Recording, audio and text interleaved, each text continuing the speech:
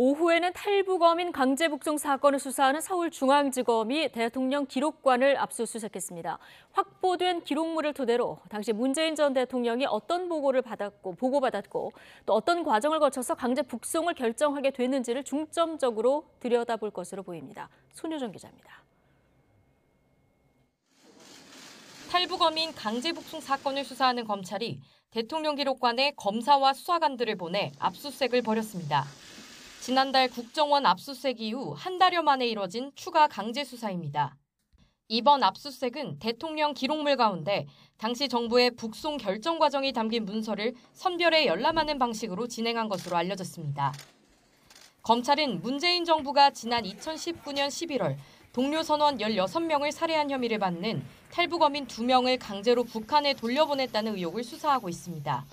지난달 국정원은 서훈 전 국정원장 등을 합동조사를 조기 종료시킨 혐의 등으로 시민단체도 문재인 전 대통령과 정의용 전 국가안보실장 등을 각각 고발했습니다.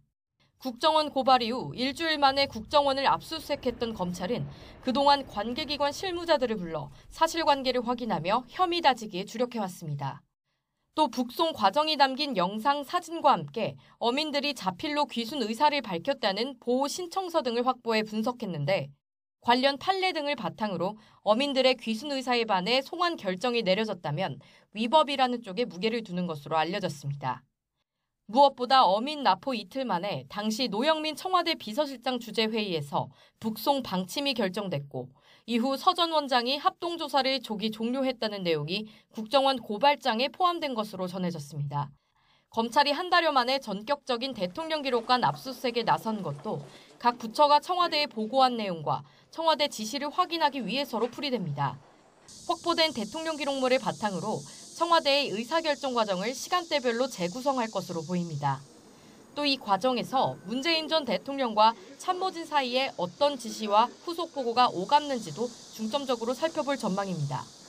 이미 서우 전 통일부 차관 등을 피고발인 신분으로 조사한 검찰은 압수수색 자료를 분석하는 대로 김현철 전 통일부 장관과 정의용 전 국가안보실장 등을 우선 차례로 소환할 것으로 관측됩니다.